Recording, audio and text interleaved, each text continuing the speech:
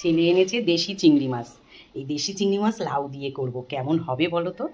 লাউ আর দেশি চিংড়ি অনেক দিন খোঁজার পরে তাই দেশি চিংড়ি পেয়েছি। সত্যি কথা বলতে কি, বাজারে যেসব চিংড়ি প্রতিদিন পাওয়া যায় ওই চিংড়ি না তেমন টেস্ট না।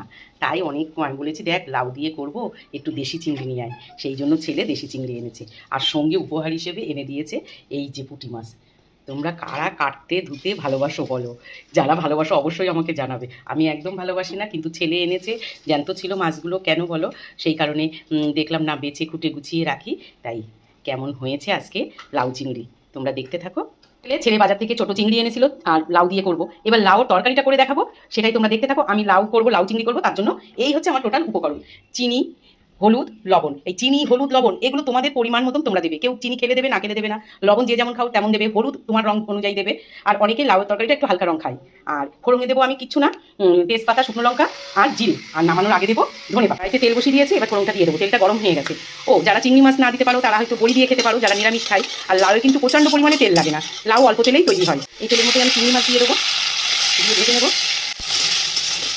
এরপরে লাউ দিয়ে দেবো, দিয়ে ভালো করে নামিয়ে নেবো। তাহলে আমার লাউ চিংড়ি কমপ্লিট। এর উপরে ধনে পাতা দিয়ে দেবো। আসি তাহলে, তোমরা কে কীভাবে লাউ চিংড়ি রান্না করো আমাকে জানিও। ছেলে এনেছে দেশি চিংড়ি মাছ।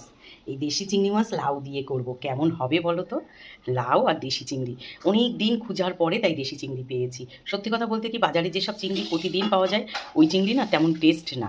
তাই অনেক আমি বলেছি দেখ লাউ দিয়ে করব, একটু দেশি চিংড়ি নিয়ে আয়। সেই জন্য ছেলে দেশি চিংড়ি এনেছে, আর সঙ্গে উপহার হিসেবে এনে দিয়েছে এই যে পুঁটি মাছ। তোমরা কারা কাটতে ধুতে ভালোবাসো বলো? যারা ভালোবাসো অবশ্যই আমাকে জানাবে। আমি একদম ভালোবাসি না, কিন্তু ছেলে এনেছে, জ্যান্ত ছিল মাছগুলো, কেন বলো? সেই কারণে দেখলাম না বেছে খুঁটে গুছিয়ে রাখি। তাই কেমন হয়েছে আজকে লাউ চিংড়ি তোমরা দেখতে থাকো। ছেলে বাজার থেকে ছোট চিংড়ি এনেছিল আর লাউ দিয়ে করব, এবার লাউ তরকারিটা করে দেখাবো, সেটাই তোমরা দেখতে থাকো। আমি লাউ করব, লাউ চিংড়ি করবো, তার জন্য এই হচ্ছে আমার টোটাল উপকরণ। চিনি, হলুদ, লবণ। এই চিনি, হলুদ, লবণ এগুলো তোমাদের পরিমাণ মতন তোমরা দেবে। কেউ চিনি খেলে দেবে, না খেলে দেবে না। লবণ যে যেমন খাও তেমন দেবে। হলুদ তোমার রং অনুযায়ী দেবে। আর অনেকে লাউ তরকারিটা একটু হালকা রং খায়। আর ফোড়নে দেবো আমি কিচ্ছু না, তেজপাতা, শুকনো লঙ্কা আর জিরে। আর নামানোর আগে দেবো ধনে পাতা। এতে তেল বসিয়ে দিয়েছি, এবার ফোড়নটা দিয়ে দেবো। তেলটা গরম হয়ে গেছে।